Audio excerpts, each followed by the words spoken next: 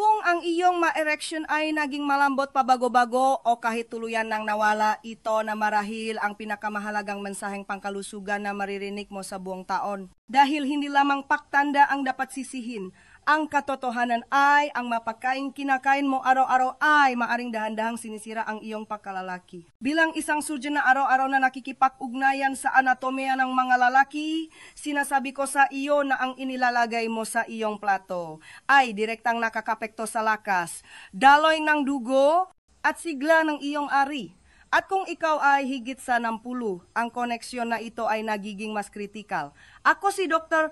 Angela Mendoza, isang espesyalista sa kalusugan ng kalalakihan at urologist na may higit sa 30 taong karanasan sa pagtulong sa mga nakatatandang lalaki na muling makontrol ang kanilang kalusugang sexual sa natural na paraan. Nakita ko mismo kung ano ang gumagana at kung ano ang hindi.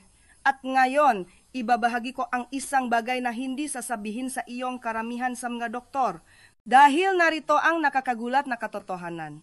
Ang na mismong pagkain na sinabihan sa maraming senyor na iwasan para sa kalusugan ng puso, tulad ng pulang karne, mga buto, at ilang uri ng madahong gulay, ay maring aktwal na may balik ang daloy ng dugo sa ari, magpataas ng testosterone, at tulungan kang maging mas malakas, mas matigas at mas maging katulad ng iyong sarili muli. Kaya sa susunod na ilang minuto, ibubunyak ko ang 3 partikular na pagkain na suportado na klinikal na agam na makakatulong na gawing matigas na parang bato ang iyong erection. Pataasin ng husto ang iyong kumpiyansa at ibalik ang iyong enerhiya. At ang pangatlong pagkain, halos walang nagsasalita tungkol dito, ngunit maring ito ang susi sa pinakamagandang pakikipagtalik na naranasan mo sa loob ng maraming taon.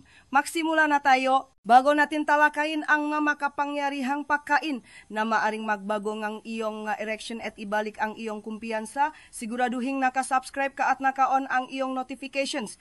Sa ganoong paraan, hindi mo kailanman mapapalampas ang isa pang mahalagang tips sa kalusugan na partikular na idinisenyo para sa mga laking higit sa 60. At kung ang mensaheng ito ay tumatatak sa iyo, i-type ang 1 sa comments.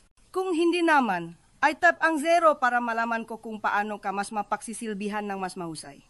Kaya ngayon na naintindihan mo na ang koneksyon sa pagitan ng iyong kinakain at kung paano ka gumaganap, magsimula tayo sa ugat ng lahat ng ito. Dahil bago tayo mag-usap tungkol sa mga testosterone supplement o kahit sa pagnanasa, kailangan nating pag-usapan ang isang bagay na hindi mangyayari ang erection kung wala ito, ang daloy ng dugo. At kapag naintindihan mo kung paano ito gumagana, makikita mo ng eksakto kung bakit nagbago ang iyong performance at mas mahalaga kung paano ito may babalik. Magsimula tayo diyan. Una, bakit ang daloy ng dugo ang lahat para sa iyong mga erections? Kapag nakikipag-usap ako sa mga lalaki sa kanilang 60S at 70S na nahirapan sa mahinang erection o kahit sa tuluyang pagkawala ng function, ang unang bagay na tinatanong ko ay hindi tungkol sa testosterone, stress, gagamot. Ito ay tungkol sa daloying dugo. Dahil narito ang katotohanang hindi naririnig ng karamihan sa mga lalaki. Ang erection, una sa lahat, ay isang kaganapan ng daloying dugo. Hindi lang ito tungkol sa pagnanasa o stimulation. Ito ay tungkol sa kung kaya ng iyong artery na magatid ng sapat na dugo sa ari ng mabilis at sa sapat na malakas na dami upang mapanatili ang isang matigas na erection. Ang prosesong iyon ay nakasalalay sa malusok, nababaluktot at hindi baradong nga daluyan ng dugo. Ngayon, narito ang mahirap na bahagi. Sa oras na umabot ang maraming lalaki sa kanilang 60, ang kanilang nga artery ay tahimik na inaatake sa loob nga dekada. Ang mataon ng pagkain ng processed foods, asukal, kawalan ng aktibidad at stress ay naipon lahat. Nagsisimulang mamuha ang plake sa loob ng nga artery na nagpapakipot sa espasyo at nagpapabawas sa daloy. Sa una, maari mo lang mapansin ang isang bahagyang pagbawas sa tigas. Pagkatapos, nagiging mas mahirap na manatiling matigas at sa huli, hindi na lang talaga kaya ng iyong katawan. Madaling sisihin ang edad, ngunit hindi ko masasabi sa iyo kung gaano karaming lalaki ang nakita kong nabago ang sitwasyon sa pamamagitan lamang ng pagtuon sa kanilang vascular health. Naalala ko ang isang pasyente ng 27 taong gulang, isang retiradong guro. Sinabi niya sa akin, "Dok, akala ko tapos na ang sex life ko. Akala ko ito na talaga ang nangyayari sa mga matatandang lalaki. Ngunit pagkatapos, baguhin ang ilang gawi lamang, lalo na ang kanyang kinakain, na ibalik niya ang inakala niyang nawala na magpakailanman. Bumalik ang kanyang ereksyon ng mas malakas, bumuti ang kanyang enerhiya, at higit sa lahat, bumalik ang kanyang kumpiyansa. Iyon ang kapangyarihan ng malusok na sirkulasyon. Nagbibigay ito sa iyong buhay, hindi lang sa iyong puso, kundi pati na rin sa iyong silitulugan. Kaya bago tayo umabot sa mga tableta o treatment, kailangan nating ayusin ang ugat ng problema.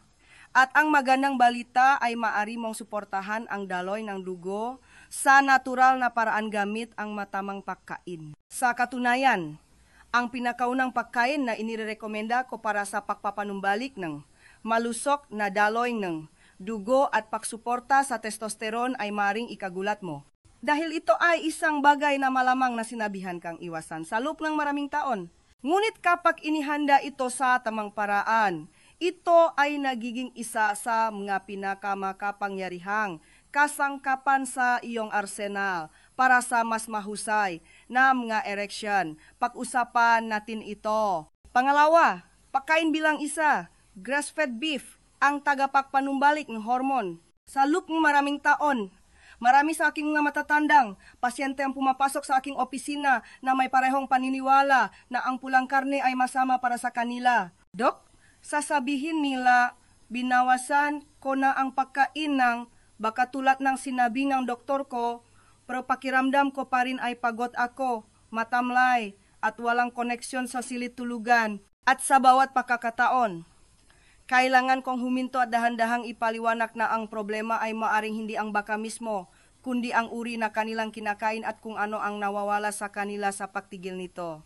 Tingnan ninyo, ang grass-fed beef malinis, hindi proseso at pinalaki sa natural na paraan ay isa sa mga pinakamakapangyarihang pagkain para sa kalusugan ng hormon ng lalaki lalo na pagkatapos na 60. Puno ito ng zinc na kailangan ng iyong katawan para gumawa ng testosterone, ang hormone na nagbibigay lakas sa lahat mula sa enerhiya at focus hanggang sa libido at kalidad ng erection. Mayaman ito sa iron na tumutulong maggatid ng oksigen at dugo sa mga kalamnan at tisyu na mahalaga at nagbibigay ito ng uri ng dekalidad na protina na aktwal na ginagamit ng iyong katawan upang ayusin, buuin at panatilihin ang lakas. Mayroon akong pasyente na nasa early 10s na tuluyang inalis ang pulang karne sa kanyang dieta. Akala niya ginagawa niya ang tama para sa kanyang puso, ngunit ang hindi niya namalayan ay bumaksak ang kanyang enerhiya, bumaba ang kanyang testosterone, at ang kanyang ma-erection ay naging mula sa matigas hanggang sa halos wala na. Nang muli naming isinama ang grass-fed beef sa kanyang dieta, 2 beses lang sa isang linggo kasama ng iba pang pagsasayos, nagbago ang mabagay. Sa loob ng isang buwan, bumalik ang kanyang morning erections, bumuti ang kanyang pagnanasa, at marahil ang pinakamahalaga, naramdaman niyang siya ay siya muli. Ngayon, hindi ko tinutukoy ang mamantikang fast food burgers o mga sobrang prosesong karne. Ang tinutukoy ko ay tunay na grass-fed beef. Marahil ay may isang hiwangang raw cheese sa ibabaw, isa pang mahusay na mapagkukunan ng vitamin K2 na tumutulong na panatilihing nababaluktot at malinis ang iyong ma-artery. Ito ay simple, nakakabusok at makapangyarihan. Ngunit ang baka ay isang bahagi lamang ng larawan. Upang tunay na buksan ang iyong madaluyan ng dugo at pasiglahin ang sirkulasyon kung saan ito pinakamahalaga, kailangan natin ng isang bagay na sariwa, berde at puno ng natural na nitric oxide. At karamihan sa malalaki ay nilalakaran lang ito sa produsa ICE nang hindi nalalaman kung ano ang kaya nitong gawin. Hayaan ninyong ipakita ko sa inyo. Kung kasama pa rin kita at ang pananaw na ito ay tumatata, mag-iwan ng number 1 sa comments para ipaalam sa akin na narito ka at sineseryoso mo ito. Ngayon, magpatuloy tayo at alamin ang pangalawang pagkain na maaring makatulong na ibalik ang iyong enerhiya at performance. Pangatlo, pagkain bilang 2, arugula, ang dahon para sa daloy ng dugo. Pagdating sa mga madahong gulay, karamihan sa mga lalaki ay inisip ang spinach o kale. Ngunit paano kung sabihin ko sa iyo na isa sa pinakapangyarihang halaman para sa pakpapanumbalik na mga erection at pakpapabutik na daloy na dugo ay isang bagay na malamang na nilakpasan mo na ng isang daang beses sa grocery. Ito ay tinatawag na arugula. Banayad, medyo maanghang at madalas na hindi napapansin. Ang hama na dahong ito ang gusto kong tawaging pampalakas ng daloy ng dugo na galing sa kalikasan. Maaring hindi ito mukhang marami, ngunit sa loop ngang bawat kagat ay isang lihim na sandata, natural nitrates. Huwag itong ikalito sa mga artificial na nitrates na matatakpuan sa mga prosesong karne. Ang nitrates sa arugula ay mula sa halaman at malinis. Kapag kumain kang arugula, ginagawa ng iyong katawan ang nitrates na iyon bilang nitric oxide, isang molekula na tumutulong na i-relax at buksan ang iyong daluyan ng dugo na nakpapahintulot sa mas maraming dugo na dumaloy sa mga ito. At tulad ng alam mo na ngayon, ang mas mahusay na daloy ng dugo ay nangangahulugang mas mahusay na mga erection. Iyon ang pinakabuot nito. Walang daloy ng dugo, walang erection. Ganon kasimpal at kaseryoso iyon. Naalala ko ang isang pasyente sa kanyang latesting tiis, isang retiradong veterano Navy. Sinabi niya sa akin na wala na siyang morning erection sa loob ng maraming taon at nagsisimula na niyang maramdaman na ang bahaging iyon ng kanyang buhay ay tapos na. Hindi kami nagsimula sa mga reseta, nagsimula kami sa pagkain. Hiniling ko sa kanya na magdak ng isang tasa lamang ng arugula sa kanyang tanghalian araw-araw. Walang magarbong bagay, sariwang arugula lang na may olive oil at lemon. Pagkatapos ng 2 linggo, nag-email siya sa akin na tumatawa. Sabi niya, Dok, sa tingin ko mas nagulat pa ang asawa ko kaysa sa akin. Ang arugula ay madaling idagdag sa iyong mapakain, ngunit ang maepekto nito ay malalim, nagre-relax ng iyong madaluyan ng dugo, nagpapabuti ng sirkulasyon, at sumusuporta sa iyong puso at silid-tulugan ng sabay. Ito ay gumagana ng mabilis, natural, at walang side effects.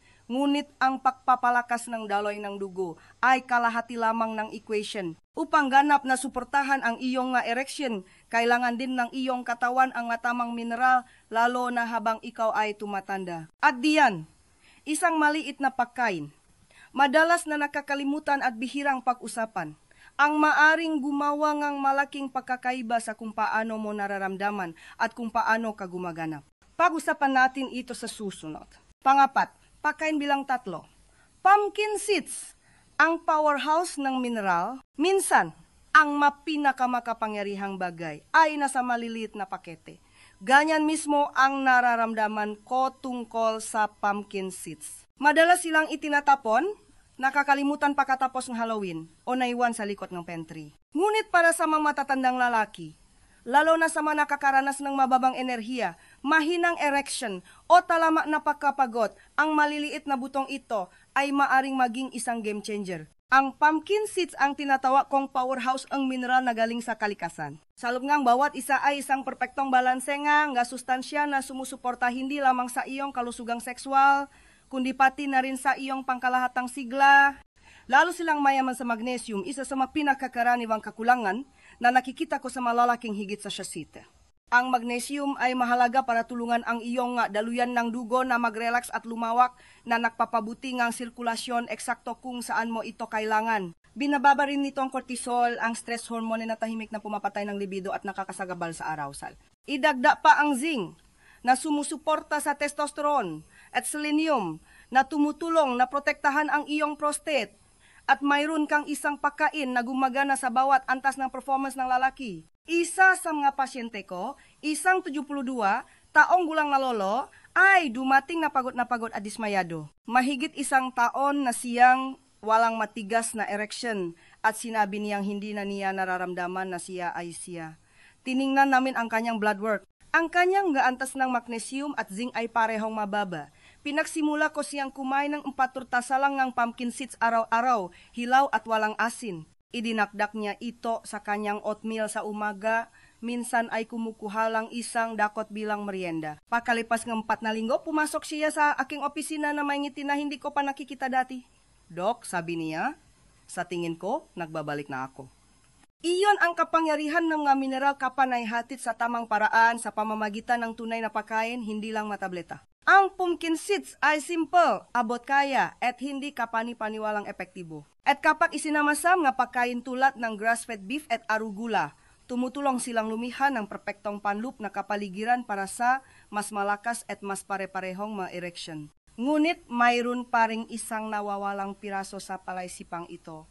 Isang sustansya na hindi nakmumula sa iyong plato, kundi mula sa kalangitan. At kung mababa ka dito, walang daming maluso na pagkain ang maaring maging sapat. Tingnan natin ito ng mas malapitan.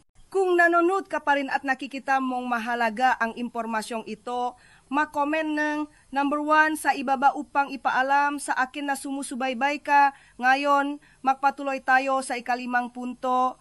Ito ay isang simpang ngunit makapangyarihang sustansya na hindi napapansin ng karamihan sa malalaki at maring ito ang susi sa pag-unlock ng lahat ng napag-usapan natin sa ngayon. Ika-5, bonus tip, vitamin D3 ang erection hormone. Ngayon, may isang kritikal na piraso sa palaisipang ito na hindi iniisip ng karamihan sa malalaki.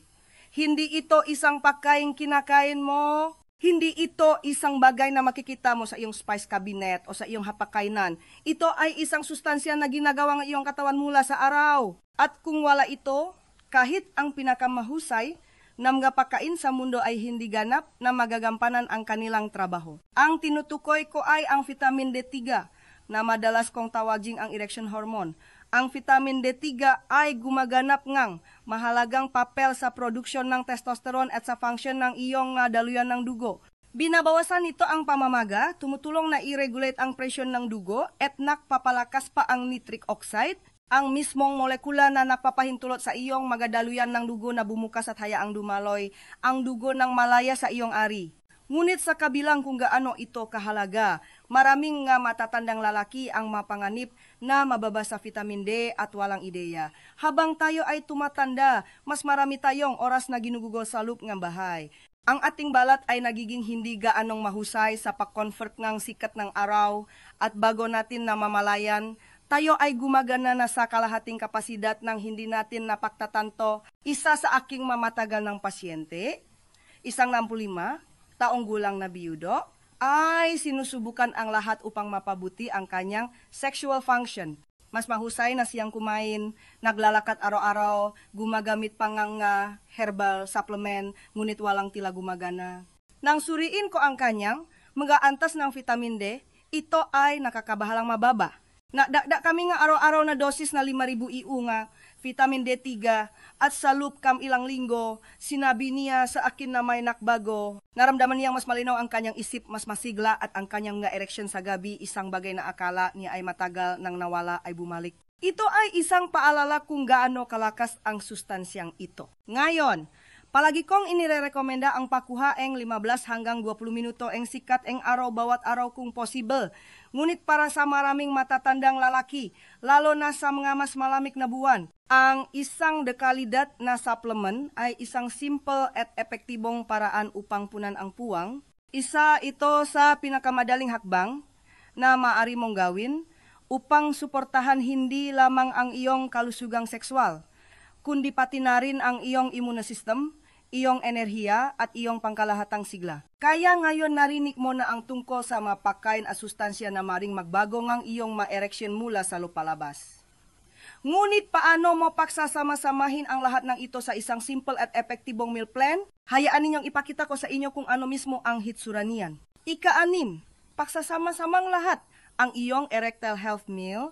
Ngayon na natutunan mo na ang tungkol sa mga pangunahing pagkain at sustansya na sumusuporta sa malakas at malusok na mga erection. Ang tanong ay, paano mo pagsasama-samahin ang lahat ng ito sa isang simple at sustainable na paraan? Nakipagtulungan ako sa hindi mabilang na mga lalaki sa paglipas ng mga taon at ang mga nakakakita nga pinakamalaking pagbabago ay hindi ang magumagawa nga marahas na pagbabago sa isang gabi. Sila ang mabumubuang pagiging pare-pareho sa paligid ng ilang makapangyarihang gawi lamang at lahat ito ay nagsisimula sa isang pagkain. Isipin ito, isang plato na may 6 hanggang 8 onsang grass-fed beef, dahan-dahang niluto, hindi sobra sa luto, sapat lang upang mapanatili ang mahahalagang sustansya. Magdagdag ng isang hiwang raw cheese sa ibabaw na nagdaragdak ng dagdak na vitamin K2 upang mapanatiling malinis at nababaluktot ang iyong nga artery. Sa gilid, gumawa ng isang sariwang salat gamit ang arugula bilang iyong base. Patakan ng kaunting olive oil. Pigaan ng sariwang lemon juice. At kung gusto mo, makdakdang isang kurot ng bawang o ilang tinatat na walnuts para sa karagdagang suporta sa kalusugan ng puso. At huwag kalimutan ang isang maliit na dakot ng pumpkin seeds. Hilaw, walang asin, puno ng magnesium at zinc. Ang simpleng kombinasyong ito ay nagbibigay sa iyong katawan ng protina, mineral, malusog na taba. At plant-based nitrates na kailangan nito upang may balik ang daloy ng dugo at balance ng hormone sa natural na paraan. May mga lalaking nagsabi sa akin na pagkatapos lamang ng ilang linggo ng pagkain sa ganitong paraan, 2 o 3 beses sa isang linggo, hindi lamang sila nakakita ng pagpapabuti sa kanilang ma-erection, kundi naramdaman din nilang mas masigla, mas alerto at mas buhay sa bawat bahagi ng kanilang buhay. Hindi ito tungkol sa pagdidieta. Ito ay tungkol sa pagpapakain. Pagpapakain sa iyong katawan ng kung ano ang matagal na nitong hinahanap-hanap.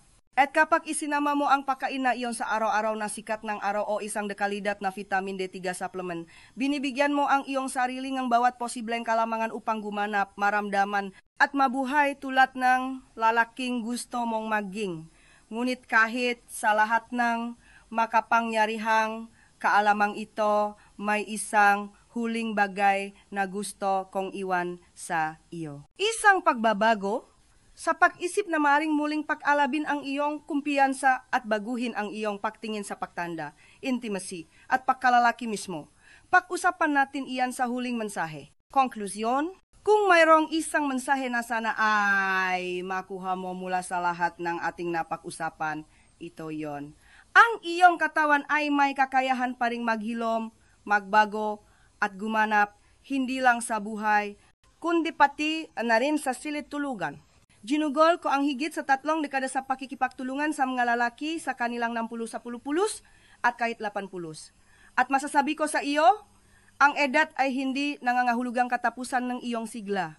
Kailangan mo lang bigyan ang iyong katawan ng tamang kasangkapan.